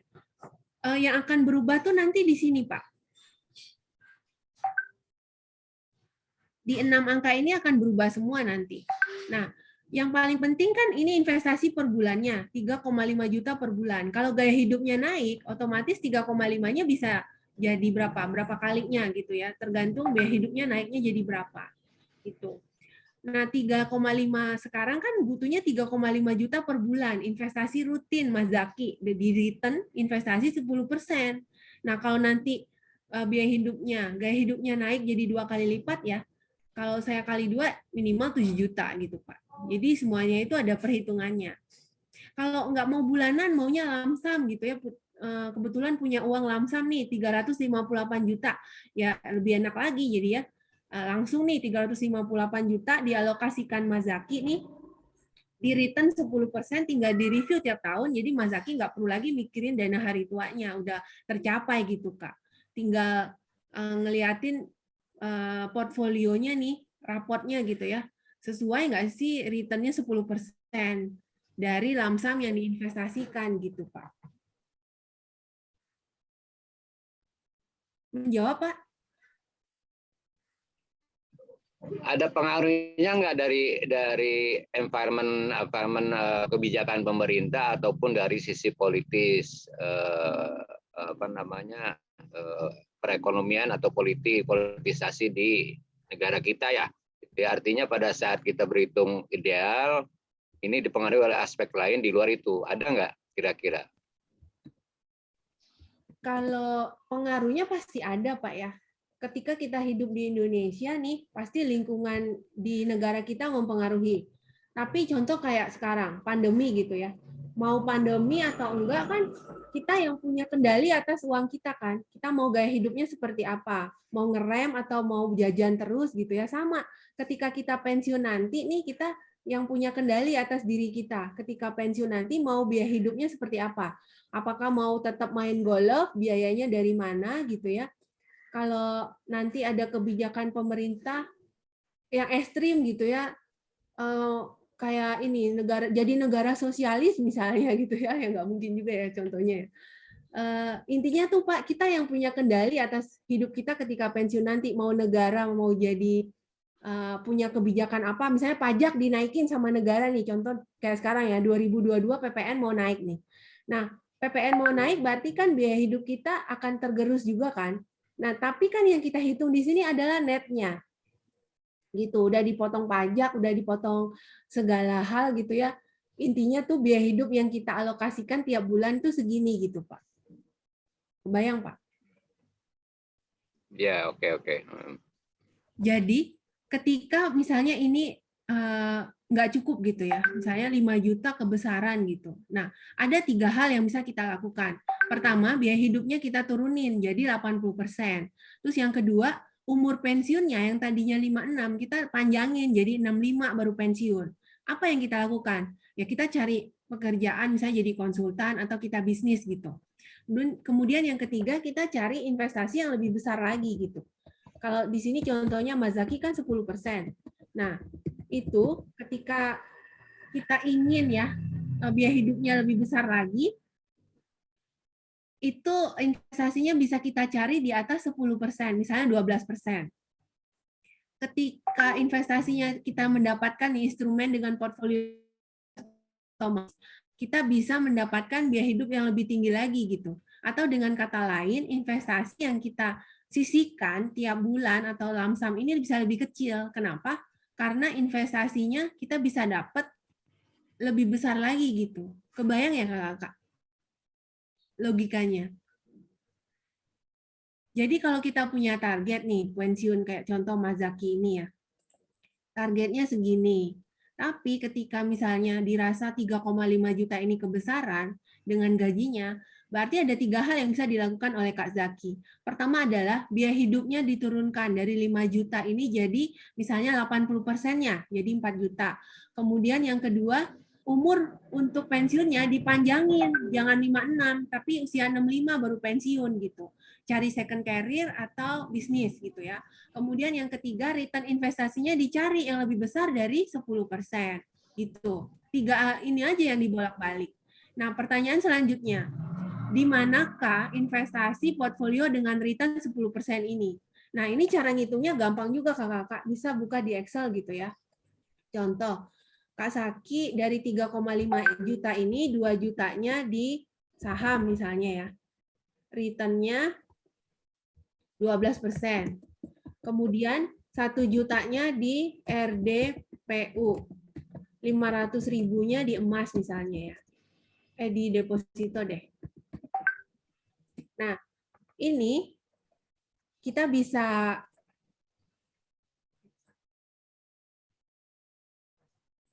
bagi 2 juta dibagi 3,5 juta itu berapa? Berapa persen porsinya gitu.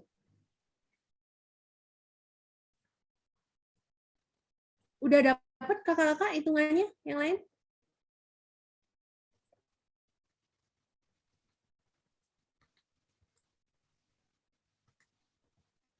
Nah, ketika kita udah tahu nih buat pensiun kita butuhnya berapa tiap bulannya, tentunya kita langsung mikir nggak? Oh, kita harus menyisihkan nih buat pensiun tiap bulan segini gitu. Baru memikirkan buat gaya hidup, kebutuhan hidup gitu ya. Ini 57%. Kemudian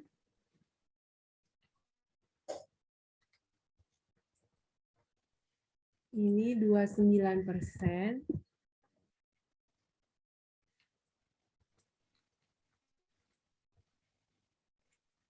Ini 14%. Sehingga totalnya menjadi 100%. Nah, ini tinggal dikali kakak-kakak. Di saham ini kan 12%, RDPU misalnya 6%. Di deposito 2,2% per tahun. Ini yang kita review nih secara berkala. Sesuai target nggak? Nah, 57% ini dikali dengan 12%. Ini dapatnya 6,8. Kemudian 29% ini dikali dengan 6%. 1,74.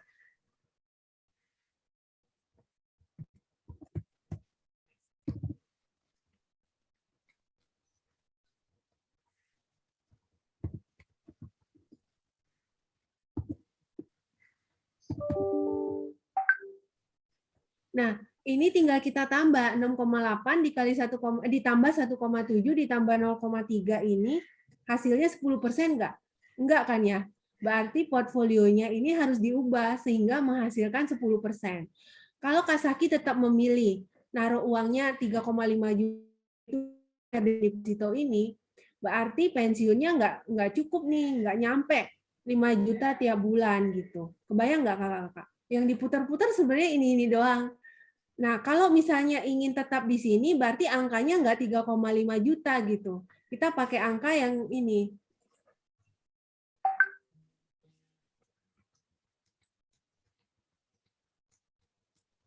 8,8 returnnya. Kebayang nggak kakak? Kak Saki paham nggak? Siap, Kak. Jadi yang diputar, yang diganti-ganti angkanya di kalkulator itu sebenarnya ini doang gitu loh. Sanggupnya berapa? Misalnya sanggupnya 2,5 juta, ya udah tinggal dicari ya formula yang mendapatkan angka 2,5 juta sebulan itu gaya hidup berapa, pensiunnya umur berapa, dan returnnya berapa gitu Kak. Variabelnya 3 ini yang bisa diganti-ganti. Gitu. Untuk mencari portfolionya ya, targetnya 10% ya ini. Di mana berapa porsinya dikali sama returnnya, kemudian dijumlah. Gampang ya Kakak? Kalau nanti ada pertanyaan boleh japri. Gimana? Udah pada ketemu? Pak Eko, udah ketemu belum? Angkanya berapa? Eko angkanya nggak pernah ketemu, terlalu susah ngitungnya. Betul Pak dan Kang Daniel. Setuju Pak. Ada yang mau dihitungin lagi atau lanjut? Cuan Pak Eko, susah. Iya. Karena berubah terus jadi susah.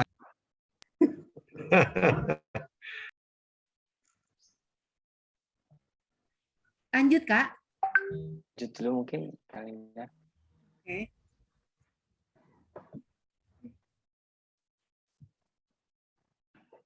Tadi evaluasi ini 6 bulan atau setahun sekali ya Bu Linda ya? Kalau review ya Pak ya, review Iya, 6 bulan review. sekali atau 1 tahun sekali lah. 1 tahun sekali ya. Ya, 6 bulan sekali lebih baik Pak. Karena kan kondisi negara tadi ya, yang seperti disampaikan Pak Dodo, kondisi negara, kemudian inflasinya gimana kita ini, kemudian return dari instrumen yang kita pilih seperti apa naik turunnya. Jadi kita review Pak secara berkala gitu. Sesuai target Pak. Ya. Jangan target perusahaan aja yang kita review ya. Target perusahaan rajin kita review. Target diri sendiri gimana? Itu seringnya lupa malah, betul. Rina nggak ngerti, Mbak. Mbak Rin nanti ini ya Linda hitungin ya Japri ya. Nurin. Ya Mbak. Japri lah kalau Mbak Rina mah. Lanjut. Nah ini tadi yang portfolio tadi ya. Kan kalau tadi Kak Zaki contohnya adalah saham, RDPU, sama deposito ya. Nah ini contoh nih, contoh lain. Ketika ada orang ingin anaknya kuliah di kedokteran. Ya sekarang umur anaknya 5 tahun, sekarang kedokteran UI itu biayanya 250 juta. 13 tahun lagi dengan inflasi pendidikan 12% itu butuhnya 1 miliar. 13 tahun lagi. Nah, ditaruhnya di mana? Dengan profil risiko agresif gitu ya. Nah, ini portfolionya ada di emas, deposito, saham, dan RDPT, reksadana pendapatan tetap. Ketika dikali ditambah kayak tadi tuh ya, pakai rumus Excel gampang gitu ya. Nah, itu per bulannya butuh investasi 3,35 juta di return 12% minimal. Nah, kalau ini berinvestasi nih 3,3 juta butuhnya. Kalau nabung butuhnya 6,9 juta. Bayangin kakak-kakak, selisihnya jauh banget. Makanya itu kita perlu belajar yang namanya investasi agar uang kita tuh nggak terbuang percuma gitu. Kayak tadi Opa Albert Einstein mengatakan compound interest itu adalah keajaiban dunia yang ke-8 gitu ya. Jadi kita harus mempelajari nih instrumen-instrumen agar punya experience-nya, dan kita nggak hanya taruh uang kita tuh di tabungan doang gitu, karena rugi nih, susut dimakan inflasi dan kita membayar lebih besar dibandingkan kita berinvestasi gitu. Kalau dihitung pakai kalkulator finansial tuh ya bisa pakai Excel atau bisa cari di Google fnkalkulator.com, pilihnya time value of money, atau mungkin kakak-kakak masih ingat dulu kuliahnya belajar itu ya time value of money. Nah, tinggal dimasukin tuh angka yang tadi. Nah, keluarnya tuh nih 6,7 juta per bulan cicilannya. Dengan angka yang sama gitu, Kak. Kalau kita berinvestasi 3 jutaan tadi. Karena itu tadi return kalau kita taruh di tabungan tuh 0, gitu, Kak.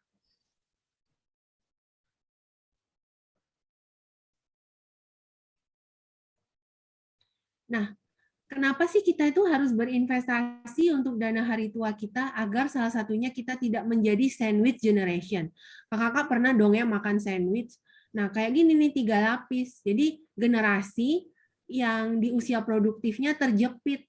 Kita nih, kalau contoh saya nih ya, terjepit di dalam memenuhi kebutuhan hidup orang tua, mertua, dan anak-anak gitu. Jadi 3 generasi yang ditanggung.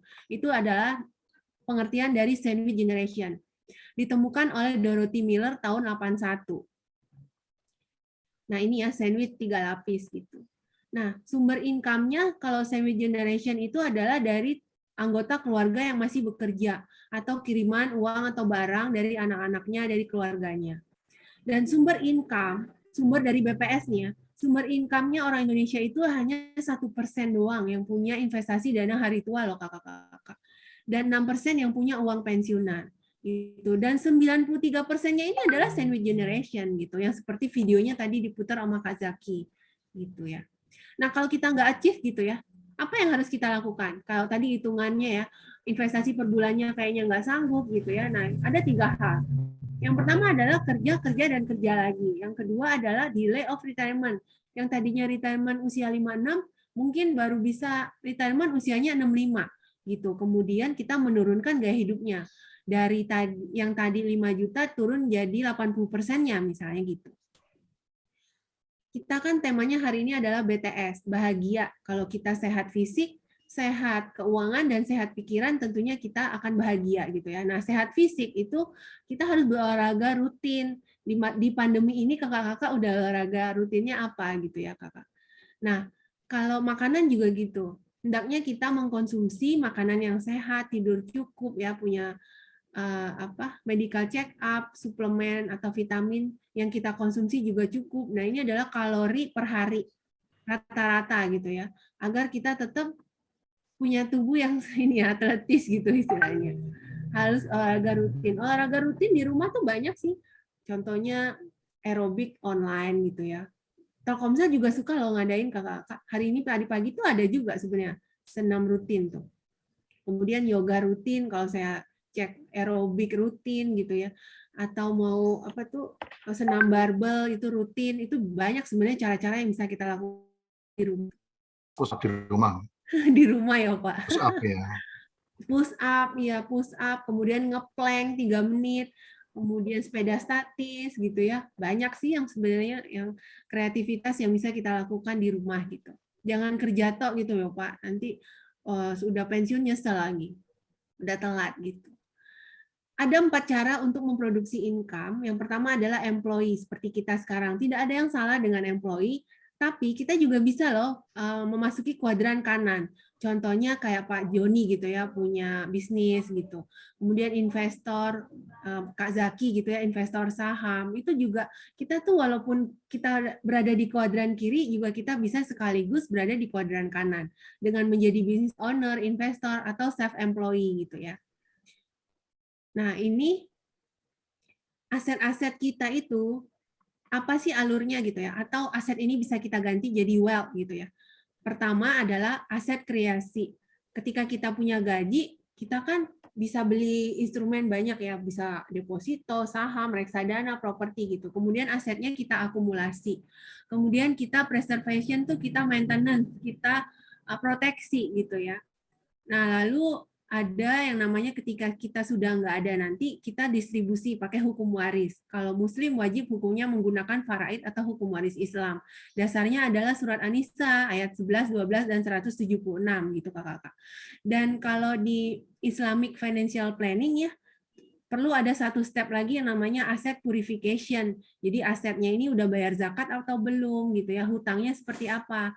Nah, intinya adalah 5 step ini yang kita lakukan dalam mengkalikan aset kita gitu. Terakhir nih kakak-kakak, if you fail to plan, you plan to fail katanya. Intinya tuh harus punya rencana, dan rencananya itu harus kita eksekusi, jangan cuma ngomong tok gitu ya. Memang kantor doang yang punya plan, kita juga harus punya plan buat uang kita, buat diri kita gitu. Jadi apa kesimpulannya kakak-kakak? Dapat sesuatu nggak sih dari sharing hari ini, dari BTS ini? Dapat pencerahan nggak? Ya, persiapan pensiun dengan investasi lah Bu Linda ya. Iya, intinya gitu ya Pak. Jangan taruh uang di tabungan doang. Gitu. Tabungan boleh, tapi intinya tabungan itu buat dana darurat secukupnya, maksimal 6 kali gitu.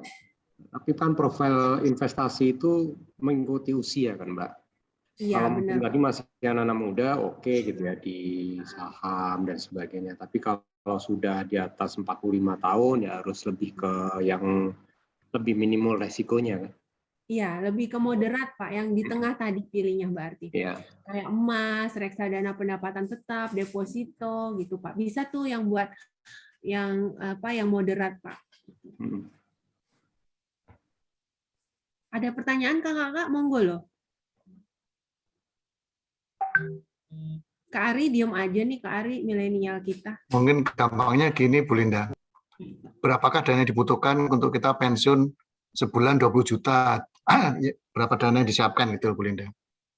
Iya, pensiun 20 juta. Tentunya kan beda ininya, Pak. Beda umurnya, mulainya, terus investasinya di mana. Misalkan itu lamsam aja, dihitung berapa dana lamsam yang kita siapkan untuk 20 juta tadi. 20 juta gaya hidupnya ya, Pak ya? Iya, 20 juta untuk operasional nanti. Untuk makan Usia dan sekarang listrik. berapa, Pak? Usia sekarang, misalkan saya lah 51 gitu.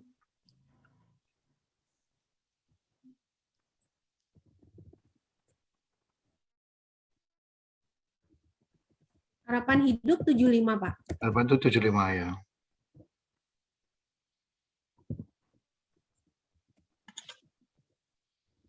Sekarang investasinya di mana, Pak?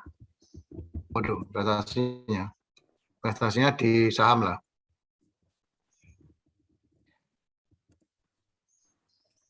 Misalnya di saham ya, portfolio 12%. Ketinggian nggak, Pak? Enggak. Nah, afternya nanti setelah pensiun mau dipindahkan portfolionya di berapa? 8%, 6%? Oh, setelah pensiun ya harus tetap 12%. Tetap 12%? Iya, tetap di saham dong. Setelah pensiun tetap di saham, Pak? Iya. Pemberani, Mbak, pemberani. Pemberani ya. Iya, sudah Sebaiknya lama ya, kalau setelah pensiun itu kan ada rumusnya seperti ini. Umur portfolio kita di saham itu diperbolehkannya adalah 100% dikurangi dengan umur kita. Misalnya kalau contoh kayak saya nih, contoh kayak Pak ini aja deh Pak Eko. Berarti sekarang portfolio di sahamnya maksimal adalah 59% yang diperbolehkan. Gitu. Nanti ketika pensiun 56 tahun, berarti maksimalnya 54%, Pak. Itu rumusnya. Karena apa? Kalau semakin tua nanti misalnya sahamnya tiba-tiba anjlok, jantungan pula nanti, Pak. Gitu. Jadi ini adalah rumusnya gitu, Pak. Jadi ya nggak apa-apa kalau misalnya RLF afternya tetap di 12%, paling dipilih saham-saham yang blue chip ya. Nah, sahamnya saham yang BUMN dan blue chip lah. Oke. Ya nggak apa-apa, Pak. Berani dia, Mbak. Iya. Pak Eko Lekongek. Ya, personal finance itu kan is very personal ya, Pak ya. Walaupun gaji sama, tapi gaya hidup berbeda dan profil risiko berbeda. Jadi tentunya semuanya itu pasti beda gitu. Anak kembar aja kan beda tuh ya habitnya gitu.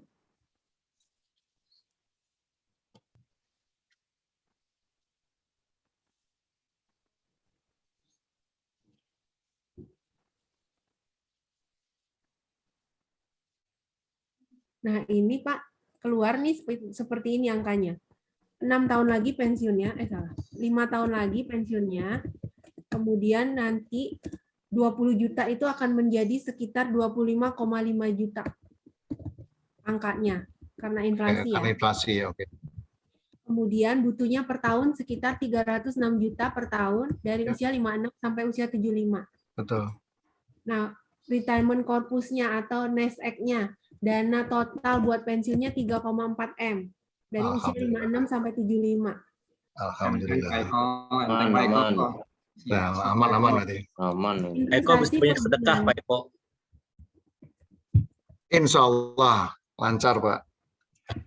Ini baru gudang sebelah kiri, Pak. Belum yang ini di sini banyak bisnismennya ya. Wah, keren. Gudangnya nanti ke kiri Pak Joni lah kita belajar.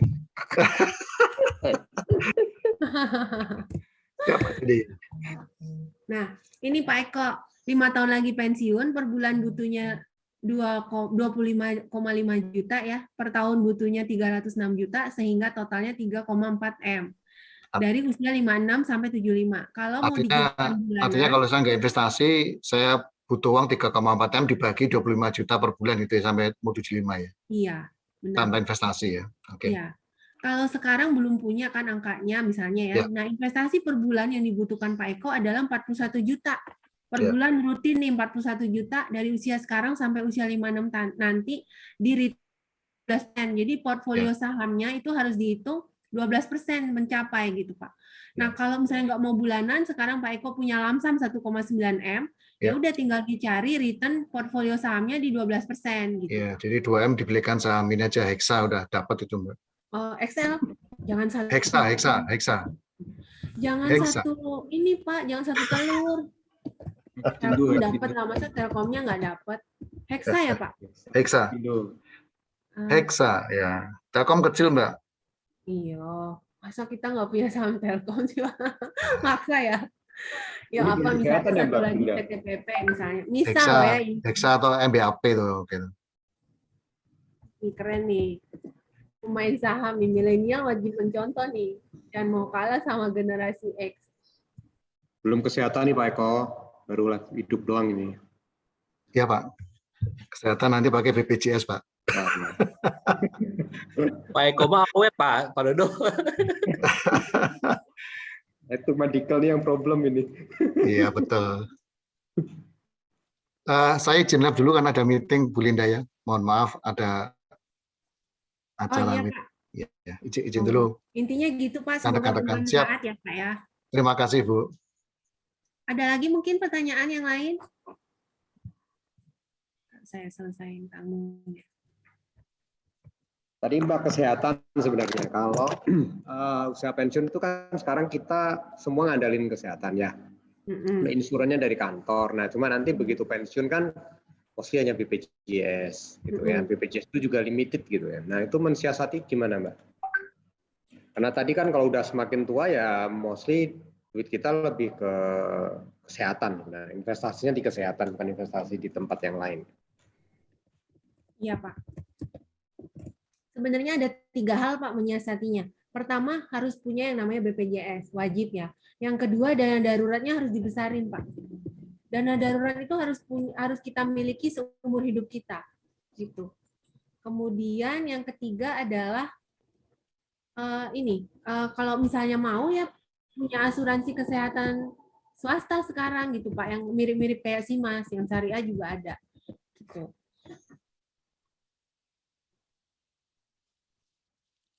Tapi memang kalau sudah berumur ya, ada banyak faktor sih buat approval-nya gitu Pak. Kondisi kesehatan sekarang, kemudian apa ya, kalau misalnya udah mendekati pensiun itu rate-nya udah semakin tinggi gitu Pak. Saya aja tuh kalau bayar asuransi kesehatan swasta per bulan 1 jutaan Pak. Untuk kelas 1 kayak Simas gitu. Nah, tergantung sih kalau memang mau asuransi kesehatan. Asuransi itu kan ada yang syariah atau enggak, ada yang pakai unit link.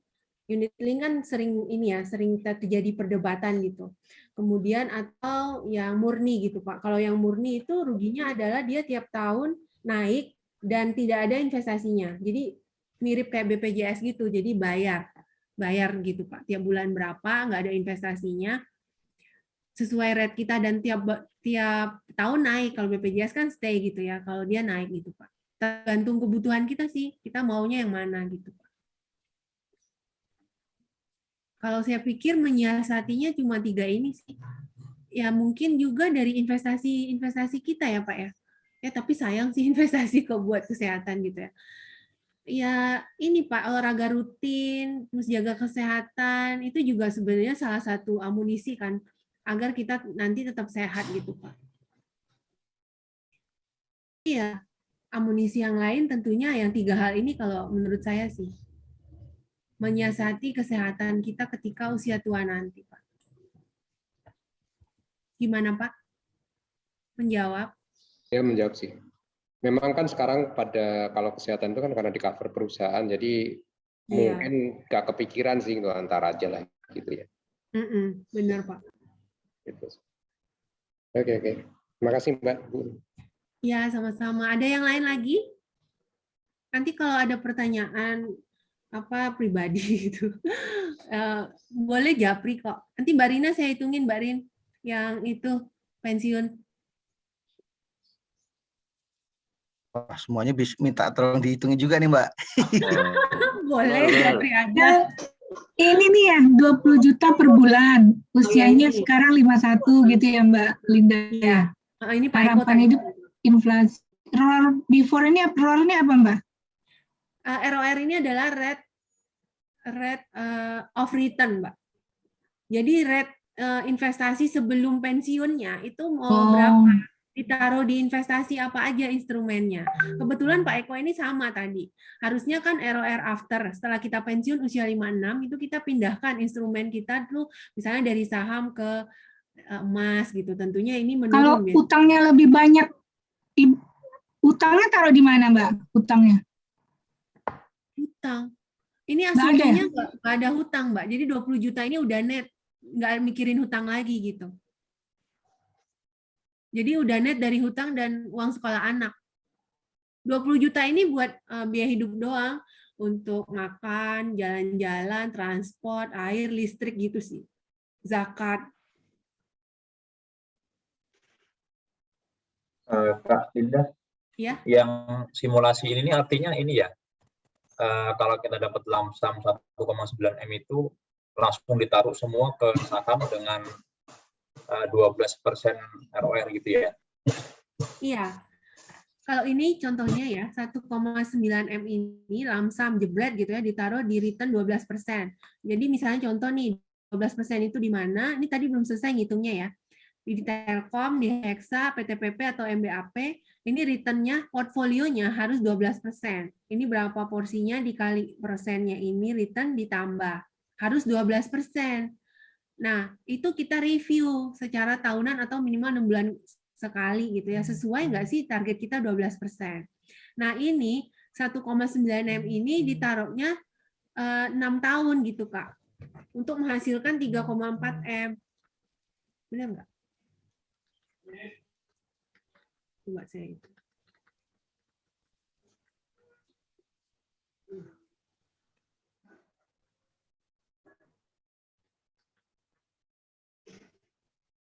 Iya, Kak, siapa tadi yang tanya? Kak Toha ya? Iya Kak, benar. Jadi, terus kalau ini, punya lamsam, ya sorry, kalau jadi punya lamsam 1,9 M sekarang, ditaruhnya 6 tahun, di return 12% akan menghasilkan 3,4 M, Kak.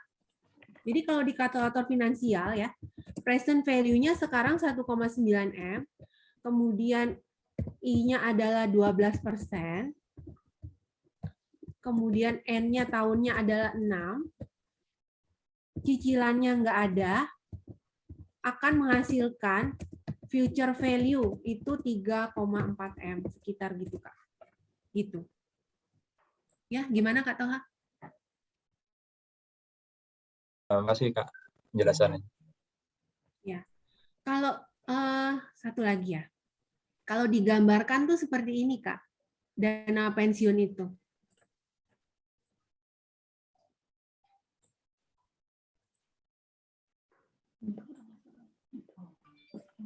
Nah, sekarang tuh contoh nih, sekarang berada di usia berapa? 38 misalnya ya. Pensiunnya usia 56. Harapan hidupnya mau usia 75 misalnya. Nah, sekarang kita itu grafiknya seperti ini. Kurang lebih. Nah, ketika di sini kita kan punya income produktif nih. Nah, kita investasinya di mana? Ketika usia 56 tahun, nanti investasi kita itu akan kita ambil buat biaya hidup kita. Kalau mau growth gitu ya, eksponensial juga bisa. Punya bisnis misalnya, itu akan selalu ada kan, nggak anuitas jadi nol gini ketika kita tutup usia nanti gitu, Kak. Itu banyak cara sih, banyak pilihan, maunya bisnis atau maunya properti atau maunya paper asset.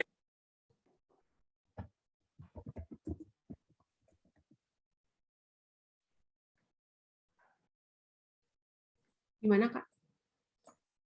Nah, di usia 56 sampai 75 ini kan kita butuhnya rutin tuh. Nah, gitu. 20 juta sebulan ini nilai sekarang, akan jadi berapa ketika kita pensiun nanti? Misalnya, akan menjadi 25 juta kan kayak Pak Eko tadi. Berarti ini salah nih usianya. Usianya 51.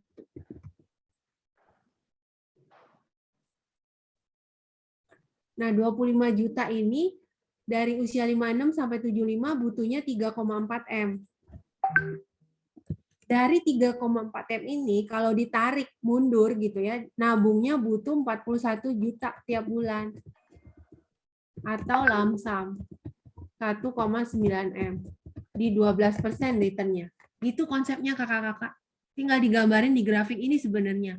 Sekarang usianya berapa, butuh biayanya berapa, nanti dihitung di usia pensiun itu butuhnya jadi berapa angka biaya hidupnya.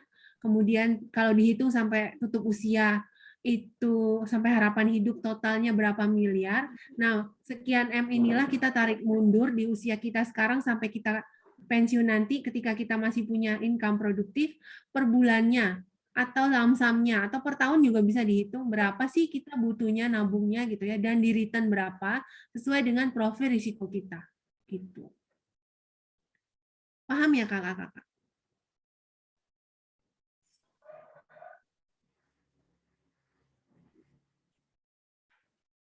Halo, cukup?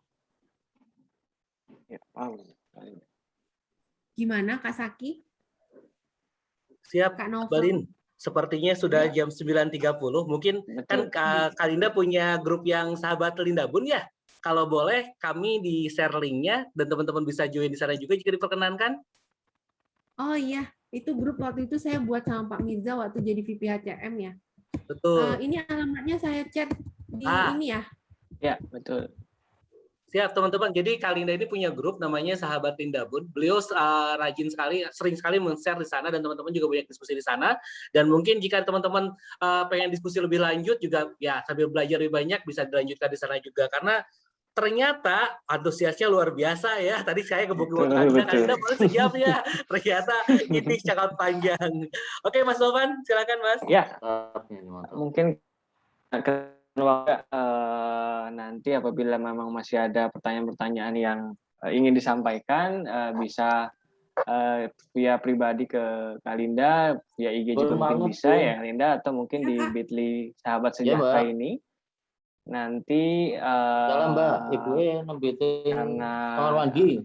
Setelah ini mungkin ada closing statement dari Kak Linda untuk mengakhiri pertemuan kita pada hari ini. Kak Linda, dipersilakan. Oh ya, kakak-kakak terima kasih atas waktunya ya. Semoga bermanfaat. Mohon maaf jika ada yang salah kata, tapi intinya adalah manusia itu makhluk yang unik, teman-teman, kakak-kakak. Kenapa uniknya? Kita itu membutuhkan biaya hidup seumur hidup kita loh. Nyadar nggak sih kita itu ya sampai kita tutup usia tuh butuh biaya.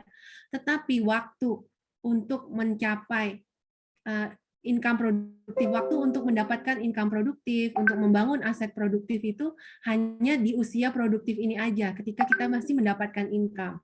Khususnya karena kita karyawan Telkomsel dari Telkomsel. Gaji dari Telkomsel kan lumayan lah ya, cukup gitu ya, dibandingkan dengan perusahaan-perusahaan lain. Kita harus bersyukur gitu ya, so blessed menjadi karyawan Telkomsel. So, kita memanfaatkan gaji kita ini, income kita ini untuk biaya hidup kita ketika pensiun nanti. Gitu. Jadi kita pinter-pinter lah ya menyisihkan nih gaji kita mumpung masih produktif untuk salah satunya untuk tujuan keuangan kita, biaya hari tua kita nanti. Gitu, Kak Novan? Ya, terima kasih closing statement-nya Kak Linda. Yang terpenting mungkin yang bisa saya terima adalah kita harus sesegera mungkin menyiapkan retirement plan kita masing-masing agar nantinya kita bisa pensiun dengan BTS tadi ya, bahagia, tajir, sehat, dan sejahtera. Mungkin cukup sekian pertemuan kita kali ini. Saya selaku moderator juga mewakili kakak-kakak sekalian. Berterima kasih kepada Kak Linda sudah menyempatkan waktu dan berbagi sharing-sharing ilmu pengetahuannya terkait financial planning ini. Harapannya ke depan mungkin kita bisa terus menjaga silaturahim dan ngobrol-ngobrol bareng terkait plan-plan dan financial issue yang kedepannya akan kita bahas. Mungkin cukup sekian. Ya. Foto. Oh, foto. Oh iya, boleh. Kang Zaki mau foto dulu, Kang Zaki? Siap, saya siapkan. Yuk, silahkan siap. live-kan apa namanya kameranya. Kameranya Biar teman-teman biar diaktifkan, terlihat Kakak. hasil dandannya. Silakan dihitung Mas Novan, saya siapkan toolsnya. Ya, untuk slide pertama berarti ini ya, Kang ya? Siap. Sebentar, Iya, saya untuk- siapkan toolsnya. Oke. Yuk. Oke, untuk bagian pertama, siapkan senyumnya. 1, 2, dan 3.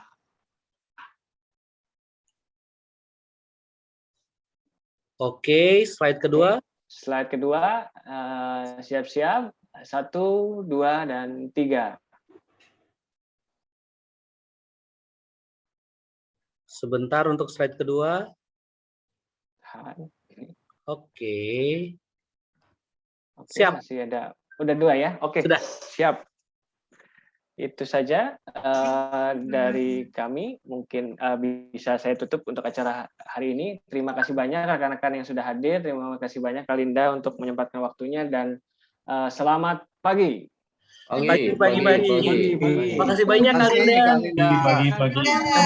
Biasa hari ini. Alinda Japri ya. Langsung banyak Japri kita ini. Konsultasi kita.